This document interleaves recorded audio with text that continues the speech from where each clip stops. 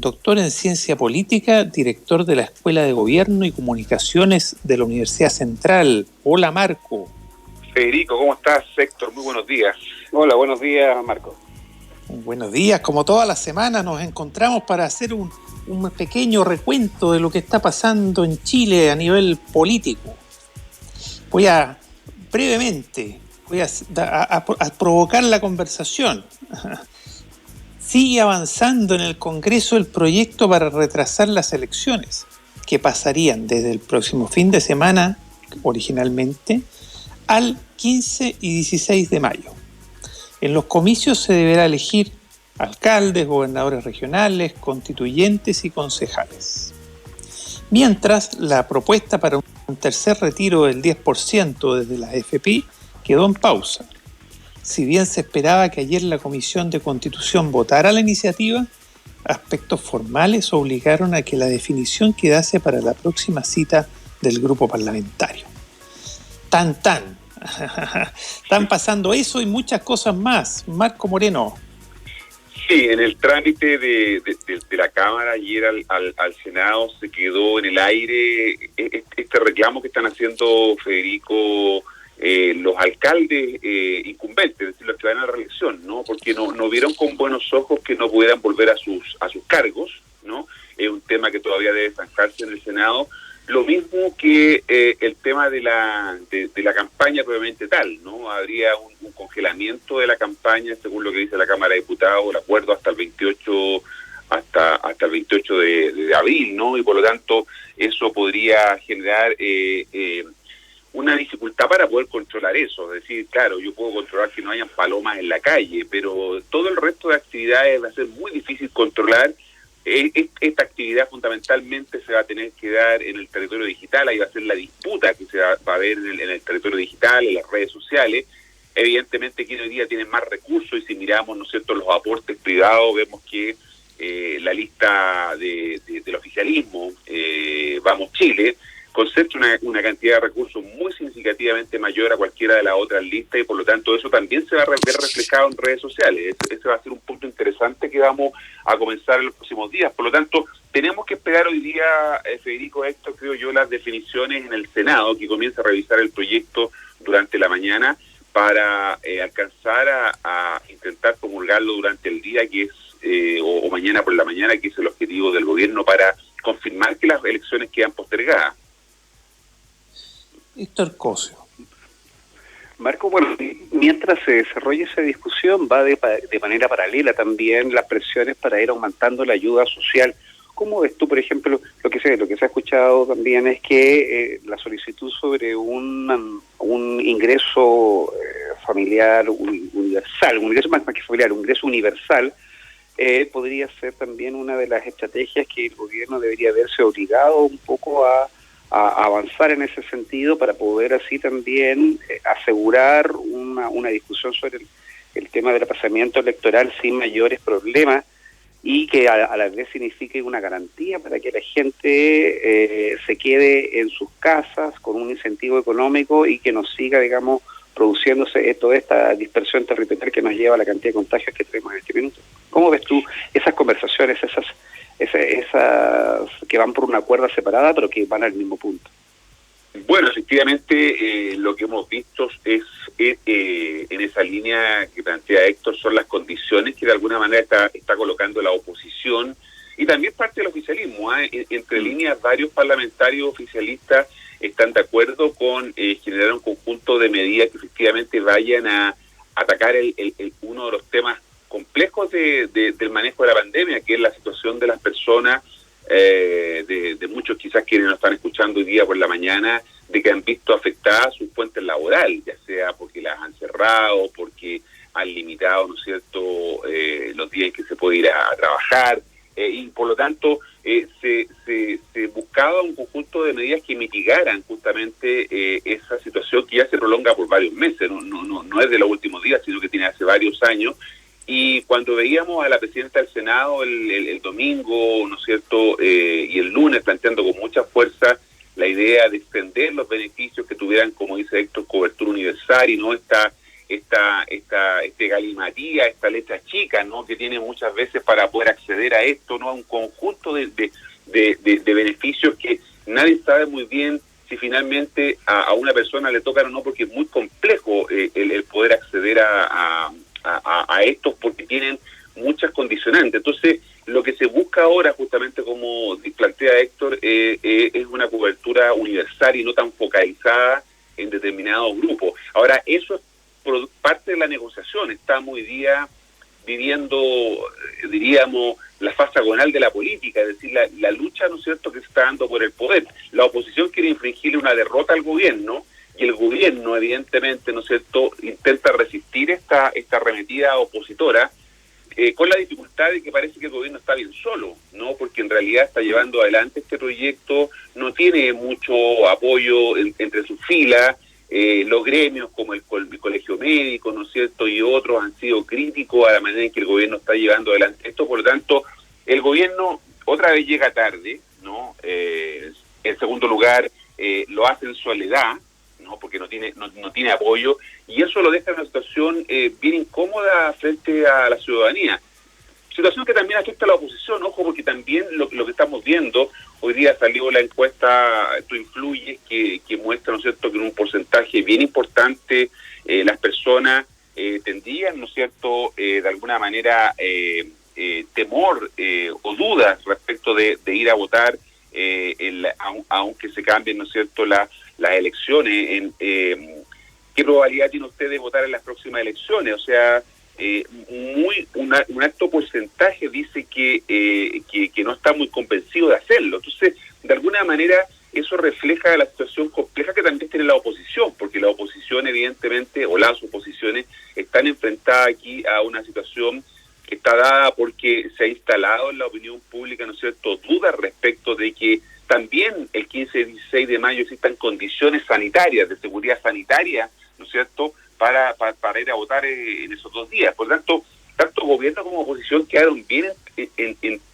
atrapados, ¿no es cierto?, en esta trampa para posponer las elecciones, las mega elecciones que originalmente se iban a realizar el 11 y 12 de abril.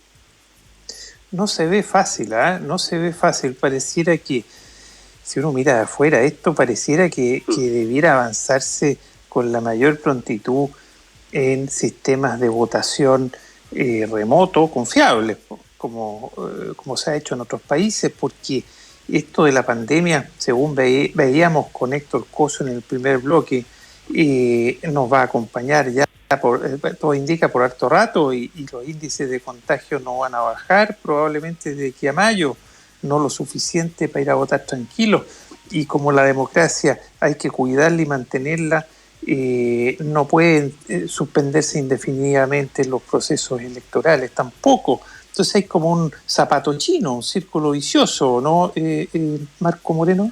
Sí, efectivamente yo coincido con lo que ustedes planteaban más temprano respecto de que hoy día tenemos esta pandemia, pero las investigaciones científicas señalan que probablemente en nuestras próximas días, por lo menos la de nosotros tres, los que estamos hoy día aquí analizando este tema, evidentemente vamos a tener otra situación de este tipo, y eso obliga entonces a que la democracia y los sistemas electorales especialmente comiencen a funcionar. Claro, oye, Marco, perdón, un paréntesis para que se entienda mi pregunta, que te dice, sí, la democracia es mucho más que un proceso electoral, pero los procesos electorales donde la ciudadanía decide, es el desde, ¿no? El desde, entonces no puede faltar el desde. Cierro el paréntesis.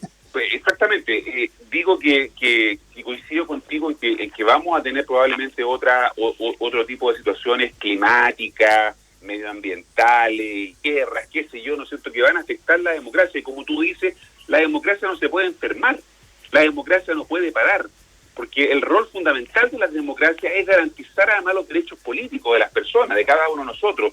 Por eso que es muy importante comenzar a pensar en lo que tú dices, Federico, sobre una presencialidad con matices. Ya la hiperpresencialidad, la hiperconcentración no es garantía de nada. Por eso que tenemos que mirar el voto remoto, por ejemplo, ¿no? El voto por correo, el voto electrónico, incluso como lo están usando muchos países. En Estados Unidos votó una cantidad impresionante de personas a través del voto anticipado, ¿no? es que yo voy a votar a un lugar específico, pero días antes de la elección. Y el voto por correo en un país donde el correo, a pesar de las impugnaciones que intentó hacer Donald Trump al correo, al sistema de correo, que es muy valorado por la gente de Estados Unidos, evidentemente es un mecanismo. Eso significa presencialidad con matices. ¿Habrá presencialidad? Sí. O sea, iremos a votar a los lugares que corresponde al día de votación, pero podremos también, o hay que buscar otras formas para evitar esta hiperconcentración, ¿no? Entonces, porque la hiperconcentración se va a ver afectada por situaciones como esta, y ya hemos dicho que la democracia no se puede enfermar. Hoy día la democracia está en cuarentena, ¿no? En varios países del mundo está en cuarentena donde se han limitado las libertades, ¿no? So pretexto de la cuarentena. Miremos lo que pasa, por ejemplo, en donde surgió el tema del virus, en China, ¿no? En China, claro, sabemos muy poco de lo que está pasando allí, pero sabemos que la restricción de las libertades que amenazan la democracia es una de las herramientas que ha usado el gobierno chino para poder controlar la pandemia. Entonces, esas son las cosas que tenemos que reflexionar hacia adelante, y yo estoy muy de acuerdo con ustedes en el sentido de que la hiperpresencialidad, la hiperconcentración de personas en un día, como lo hacíamos históricamente, eso va a tener que comenzar a cambiar, y no tenemos que estar esperando el día o los días previos a la elección para tomar estas medidas. El gobierno sabía de esto, y ustedes muy bien lo saben, Federico, Héctor, el gobierno sabía muy bien que esto iba a ocurrir, pero no quiso tomar la decisión, ¿no es cierto?, esperando que hubiera una presión para que no apareciera el gobierno como teniendo que posponer las elecciones, como una iniciativa del gobierno. Por eso que esperó hasta el último momento, y estamos en esta improvisación. La gente ve esto como una improvisación, ¿no? Y evidentemente esto se podía haber evitado, porque se podía haber bastante tiempo antes, con los datos en la mano como tenía el gobierno, haber tomado decisiones respecto a la postergación de una manera ordenada, y no como lo estamos haciendo hoy, de una manera muy improvisada y a la carrera. Se me vienen estamos conversando en el mostrador en La Clave con Marco Moreno, doctor en Ciencia Política y director de la Escuela de Gobierno y Comunicaciones de la Universidad Central, y con Héctor Cosio, editor general del Mostrador, a quien le entrego la palabra. Sí, gracias, Federico. Se me vienen a la mente dos observaciones, Marco. La primera fue una conversación que tuvimos con otros analistas hace unas semanas, donde él planteaba que la gran batalla en el campo de la democracia se va a dar precisamente sobre este terreno que estamos tocando ahora, sobre la posibilidad de incorporar nuevas alternativas al sufragio que permitan que podamos votar con la tranquilidad. Y que frente a esa batalla se produce en un campo que no es menor, un campo en donde hay fuerzas, básicamente de los extremos, del sector más duro de la derecha, así como el sector más duro de la izquierda, que tienen intencionalidades de minar y dañar el proceso constituyente porque no creen en él.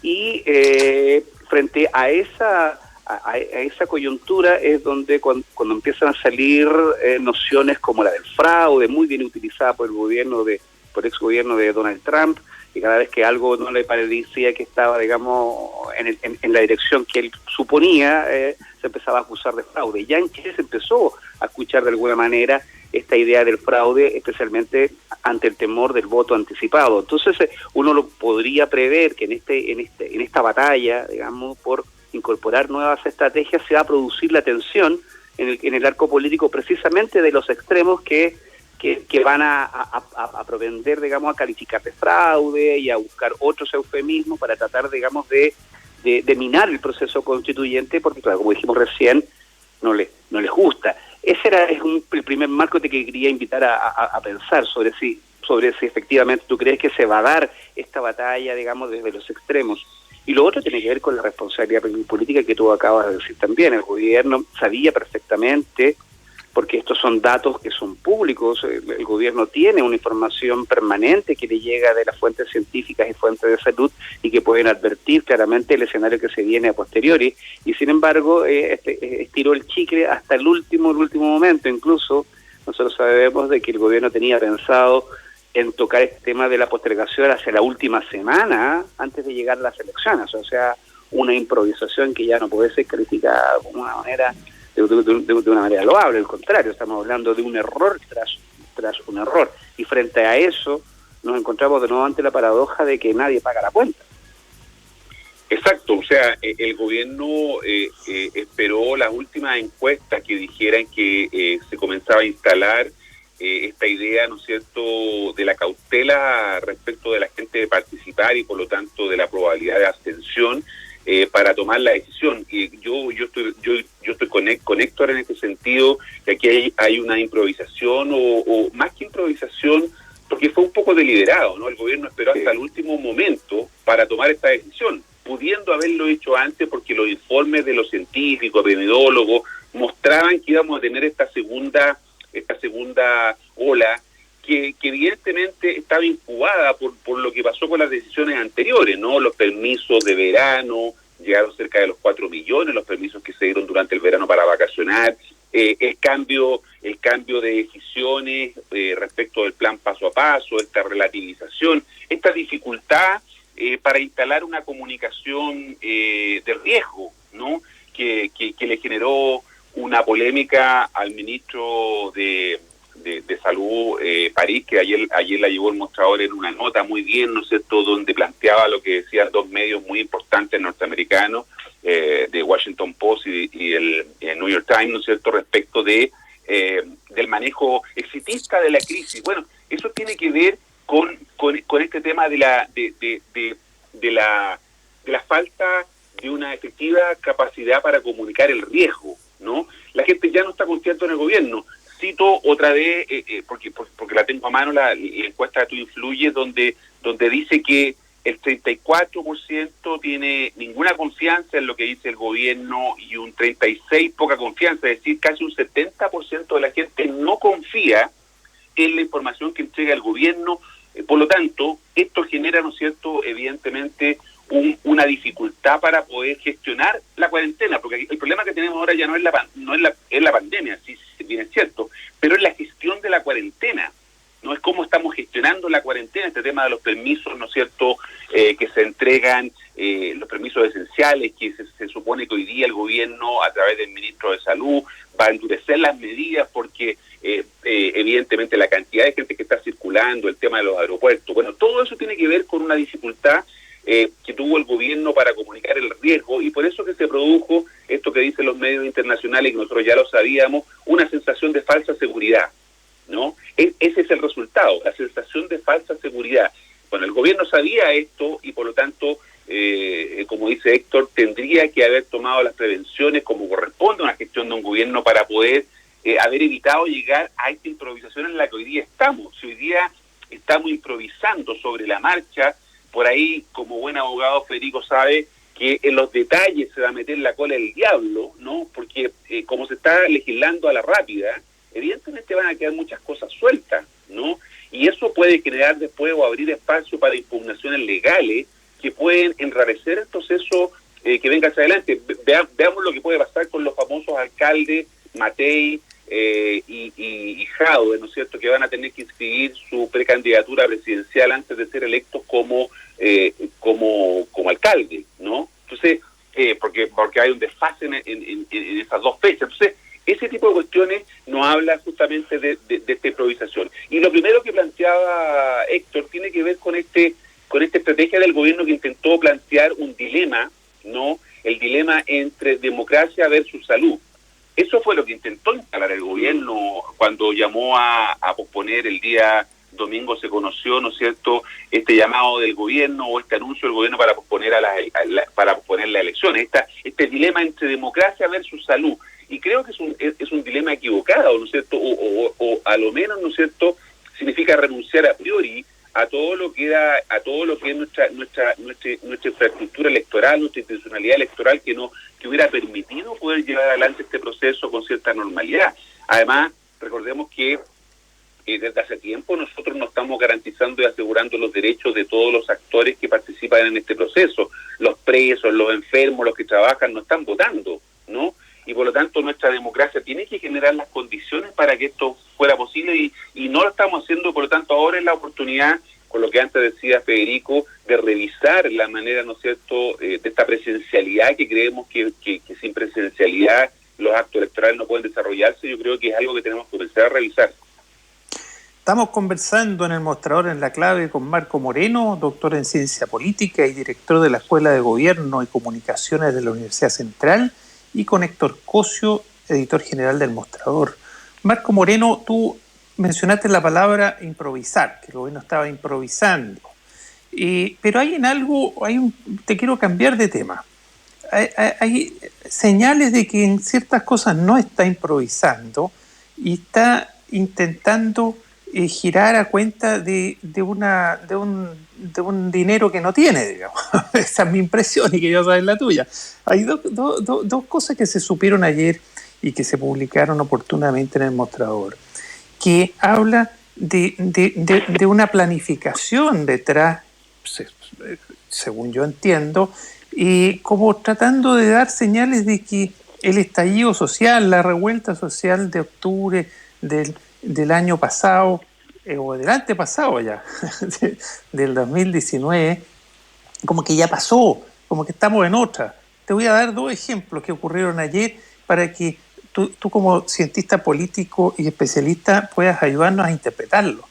Uno, le pusieron nuevamente urgencia al tratado TPP-11, que fue uno de los elementos que más irritaron a la gente en su momento, porque se suponía que esto nos amarraba de mano, que consolidaba una situación de apertura hacia el exterior y de gobierno interior, no pudiendo tomar decisiones, llevando las cosas a tribunales arbitrarios internacionales. Hubo mucho ruido para que no se siguiera tramitando, no se exigiera la pronta aprobación de ese tratado internacional, que primero proceso constituyente donde se conversara y reflexionara el sistema, el régimen de desarrollo que queremos para Chile.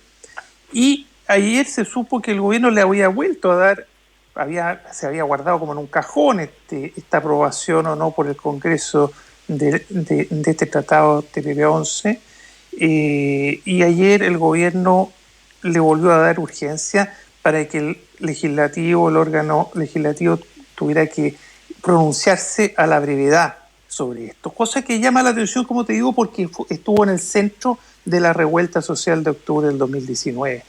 Postergarlo para que en un proceso constituyente se debatiera y conversara sobre el modelo de desarrollo que queremos para Chile. Y lo segundo es que nombraron en Codelco, como nuevo director de Codelco, al exministro de Hacienda Felipe Larraín, que salió precisamente en el momento de la revuelta social o del estallido social por su falta de empatía con la gente y por estarlo haciendo muy mal en ese sentido, porque era ministro de Hacienda. Fue el que dijo famosa frase cuando en relación con el IPC, ¿se acuerdan ustedes? Para los románticos, que como cayó el precio de las flores, estaba subiendo el IPC, pero había caído el precio de las flores, entonces que los románticos podían regalar flores. Cuestión que le pegó en la guata a mucha gente y habló de desconexión. ¿Cómo se entienden esas dos señales que dio el gobierno ayer, Marco Moreno?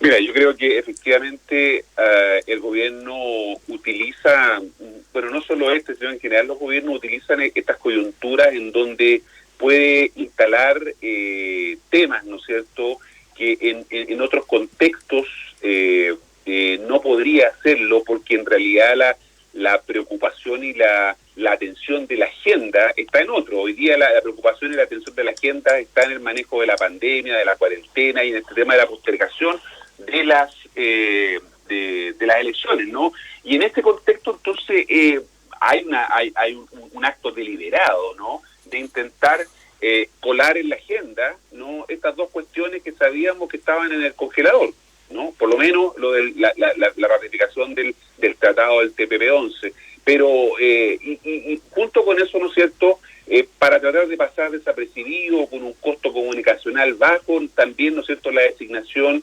de Larraín, el exministro de Hacienda, en el directorio de Codelco. Es decir, se está intentando, ¿no es cierto?, aprovechar esta situación no política, comunicacional, para llevar adelante dos decisiones que, insisto, en otras circunstancias no hubiera sido posible. Se plantea y se ha dicho en los mentideros de la política, y Héctor quizás puede tener más datos que yo, que efectivamente esta habría sido una de las condiciones que está colocando el gobierno, la ratificación del tratado, justamente para poder acceder a alguna de las demandas que está planteando la oposición en el ámbito, ¿no es cierto?, de las ayudas sociales. Es decir, se estaría intentando una especie, ¿no es cierto?, de negociación en relación con esto. No tengo una confirmación, pero efectivamente se plantea que podría ser parte de la negociación, y por eso que el tema ha salido nuevamente a la discusión, tal como lo planteaba Federico. Por lo tanto, hay ahí una cuestión que vamos a tener que estar atentos. Hoy día los políticos están en una casa de cristal y por lo tanto vamos a ver si efectivamente estas dos cuestiones logran la ratificación del tratado y la confirmación, que ya es un hecho, de la incorporación del exministro Larraín al directorio de Codelco, logran concretarse, pero que se hacen, ¿no es cierto?, en un contexto en donde la agenda está puesta en otros temas. Sí, Marco, efectivamente se ha escuchado todavía, digamos, como tú dices, una casa de cristal, no lo hemos visto de manera muy clara, pero sí se ha escuchado que es parte de la contranegociación para poder, digamos, está todo vinculado. De alguna manera se condiciona también el tema del aplazamiento de elecciones por tener un mejor apoyo social, y ese apoyo social se condiciona también con la ratificación y el proceso legislativo en torno al TTP-11. O sea, son las contranegociaciones que se están viendo hoy día y que deberíamos, digamos, resolverlas y apreciarlas con mayor claridad en el curso de las horas. Ahora yo quería tomar un poco lo que decía Federico también, que de alguna manera el gobierno quiere dar señales que el estallido social y que la pandemia efectivamente se lo comió todo y el estallido social quedó en el pasado.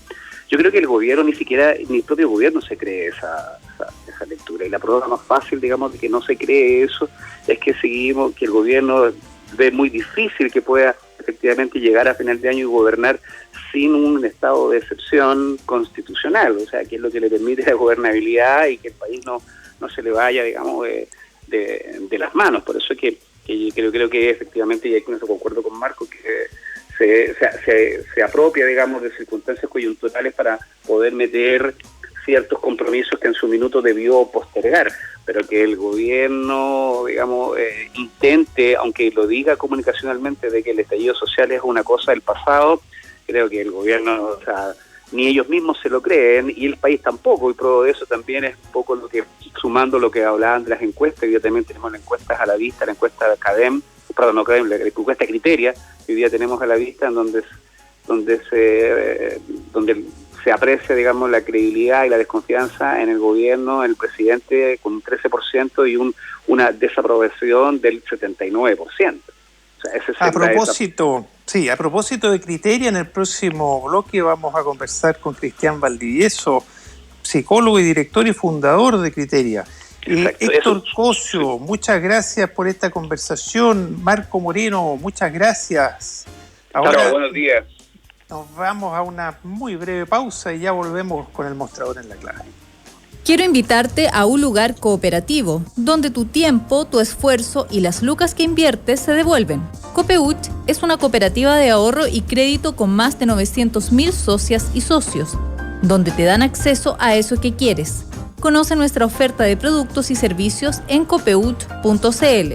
Copeuch, el lugar donde todos ganamos. Diálogo y conversación en los tiempos que estamos viviendo. Escuchas El Mostrador en la Clave.